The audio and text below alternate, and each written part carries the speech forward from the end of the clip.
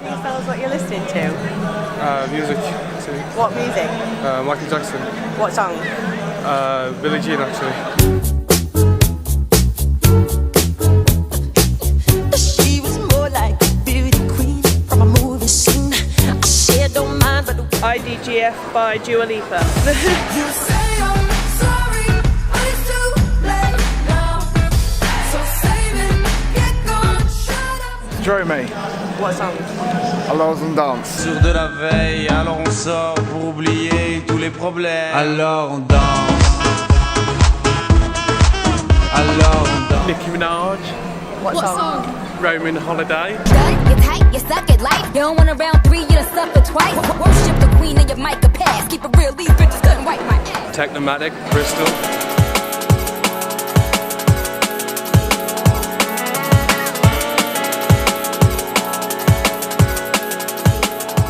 You wouldn't necessarily say there's a defining sound of things about music in general at the moment, because that's quite generated by Spotify and that kind of thing. Quite often it means that people might drift between different music and genres, depending on what they get exposed to, I think.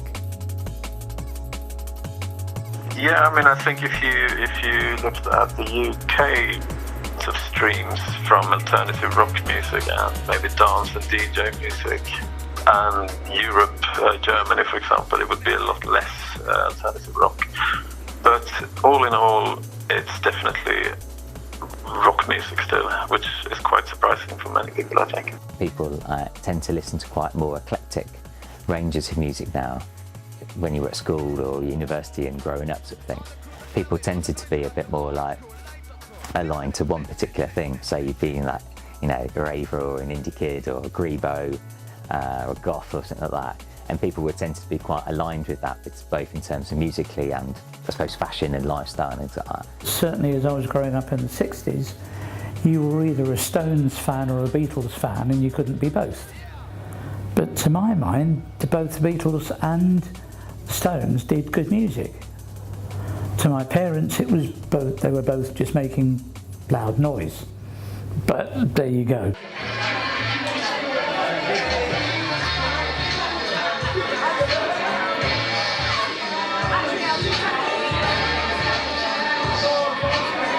When I started City Fly, I had a radio show for 3 years. I think it done really well actually. We won Best Specialist Radio Show 1 year, and still doing sort of similar house vibes and things like that, and that sort of evolved into a club night. Also around the same time, a venue called Weavers.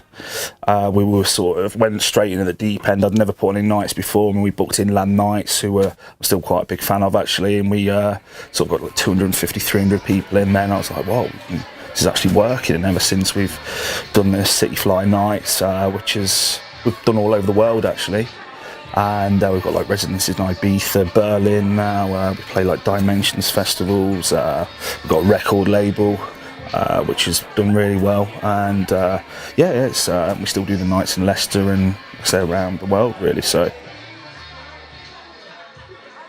I mean, if you download a file, obviously you've got the music, it doesn't really exist, it's just a name on your computer, whereas if you've got the record, you can feel it, you can smell it, you can touch it, it lasts forever, it's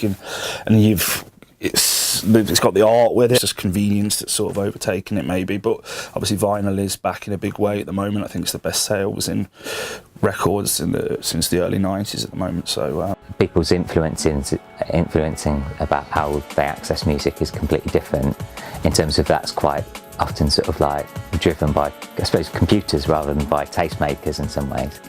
Like obviously I think a lot of people stream music now, don't they, which is that's just the way it is now, I guess, the way it's evolved. But like I said, with obviously vinyl being so popular at the minute, there is that sort of culture of people still wanting to listen to the record as well. The problem is, what I'm seeing as a music shop owner, is that people are purchasing products online as opposed to coming more so to the old traditional independent bricks and mortar music shops. I think at the minute in the UK, as much as one a week of independent stores are having to close down because they can't compete with the mass power of Amazon. When I was younger, you would have the radio, you would hear new stuff on the radio when the radio was good. And then, you know, you'd buy an album once a week and then you'd listen to the album start to finish. So you'd hear it how the artist intended the journey for this is the album, we're going to go from song this one to the last song, and you think, wow, that's fantastic. But now you can just pick it out of a hat. Oh, that sounds good. I'll listen to that. I'll save that in a playlist and I won't even listen to the rest of it there. So yeah, it's too available, in my opinion. It's nice, obviously, to have that choice, and you know, if you want to play this at a party, someone says put this song on, you can access that song. But for the personal listening experience, for me, when I listen to music, I'm still listening to the same 6 bands which I've been listening to for the last 20 years, and seeing how they've changed as a band and gone through to it. And you know, that's why I'd say I'm a true fan, where I don't think people are really fans of artists anymore. They just listen to, oh, you heard that song on Radio 1, yeah, it's great. Even the sort of like universities, unions, they don't necessarily have the traditional gig venue what it used to. So, and I think students are tending to sort of probably drink, not necessarily less, but in a different way, or socialise in a different way. So I think that kind of keys into people's social habits and things as well, in terms of like probably less in built about, you know, going out a Friday night and going and seeing a live band in your local venue and that kind of thing. It's the Chainsmokers, Everybody Hates Me. Not even one of them knows me. Yeah, I just want to drink tequila with my friends. I'm so defeated, I just want this shit to end. So I walk into the club like everybody hates me. I walk into the club like everybody hates me. I'm talking to myself, shit, now they think I'm crazy. I walk into the club like So many people putting on good events and different styles, and it's definitely a city that is on the up. I'd say it's very, very multicultural now, and it has been for a very long time. So I'd say Indian music has taken over massively in this area, as well as when I was in Birmingham as well. There's so many events happening, there's so many Bollywood nights and Bhangra nights, and even when you've got like a club where they're playing English music, you've got maybe the upstairs or the downstairs which has got a bit of Bollywood or some sort of urban twist. And I believe, you know, in terms of music genre wise, I think that's really taken over, and I believe it's a sort of worldwide thing. I mean, you've obviously heard of Punjabi MC Mundiya to Bach Ke. If you remember, that track came out in 1997 and it's still being played now everywhere you go, and it's so memorable, and I think that's really been a game changer.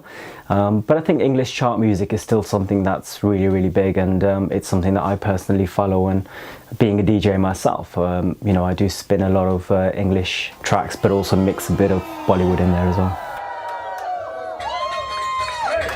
Come on, I want to see your hands in the air now. 1, 2, 3, 4.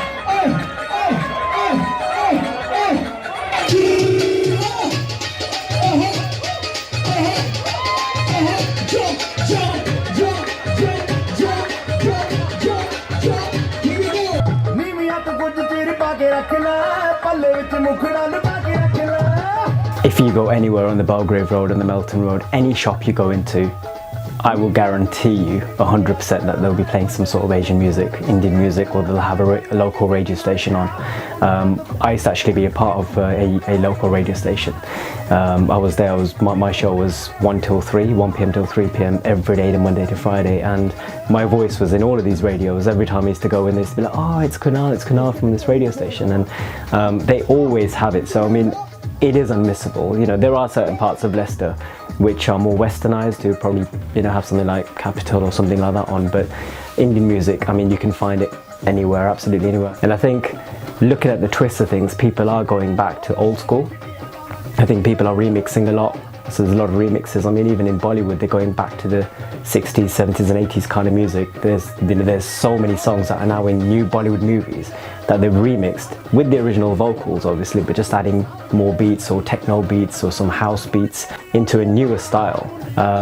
Progressing which way, not too sure. I'll probably say that it will probably go back to the old school disco vibe. I think sort of techno is quite in at the moment, sort of in the UK, it's sort of an era of techno, and then I can gradually see at the moment sort of disco coming back. Obviously that all these genres have been around before, but like you said, they're going around in circles. So I think obviously techno at the minute, and then there was sort of deep house before that.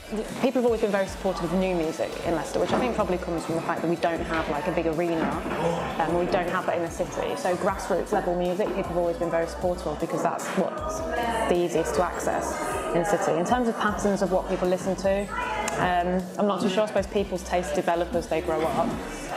But I think a lot of the people that start off listening to local bands are then supporting the things like Handmade Festival. There used to be a festival called Sun Sunday in the city, and they were very similar in how they run, and it's just all been about supporting each other, supporting the venues, and about supporting the local act.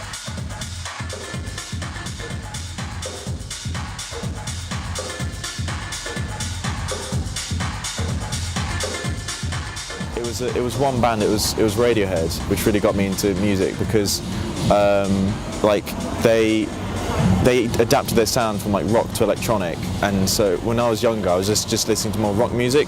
But then when I listened to like their album Kid A, that got me really interested in like electronic music and all the different kinds of sort of ways you can make music and how it make you feel.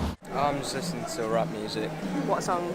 By It's who? called Schizo by Jaron Benson. Never slung a chroma crack, bash your fucking window when I drag you out your Pontiac. Tell your mom the zombies back, fucking hypochondriac, gag a bitch and shove her in. Kill them anytime. Hey Rambo, kill them all and done, kill them all and done, tall rifle all and done. I'll always usually end up in a club that's open till late, such as Basement or Softback. Yeah, mine's Softback. For the newbies, obviously, it's sub 810, but yeah, Softback. Basement is good, but I like Softback. Music Cafe as well is decent sometimes. But no, yeah, Softback, always.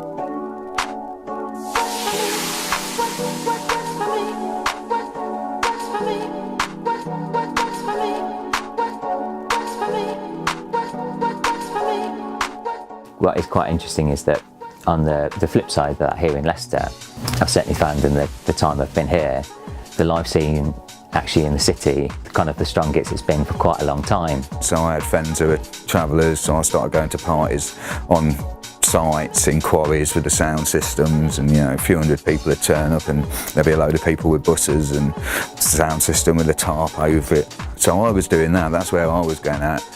In Leicester there was a myriad of places to go. You had the Mud Club. The Charlotte resisted it for ages as well because that was still doing live bands, and then at some point there was so much emphasis on dance music around, and everyone was saying guitar music's dead, it's all going to be gone.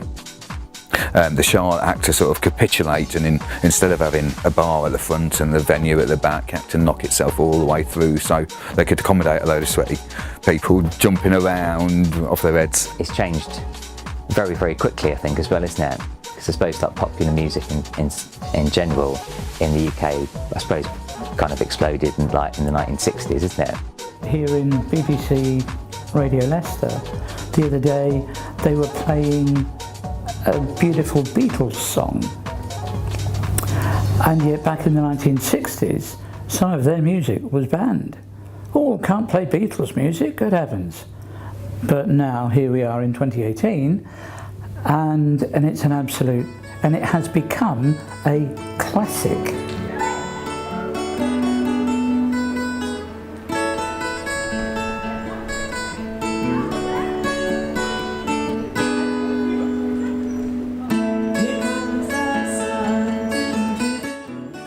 To be able to do it, there is a lot of people producing music now. I can do it, so I guess anyone can do it really. But yeah, obviously back in the day it was more analog, and nowadays you have all the options. You can do some really creative out there things that you couldn't do back then. So adapting to your own music taste and not limiting yourself to your beginnings, and understanding that it's a journey and you're going to adapt and change throughout time. I think finding that is the most key thing, just keeping interest in and staying proactive. Music doesn't really have a language. I think it sort of speaks for itself in terms of the beats, in terms of the lyrics, and in terms of how the audience react to it, and that's exactly how I think every DJ goes by it. Yeah, you could literally listen to anything in the world now, which is quite a crazy concept, whereas previously it'd always be about, yeah, if you'd only you could only access the music what you've got, or maybe what you could afford.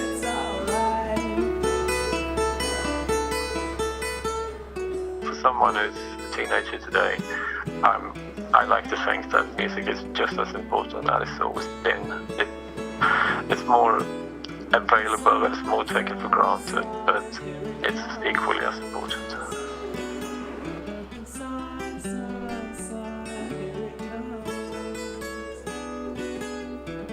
And people enjoy listening to it. I can't believe anyone could ever turn around, oh, I don't like music. How could anyone ever say, oh, I don't like music? That's, you know, it's there, it's all around you. You know, if you don't like music, there's something slightly wrong with you, I think.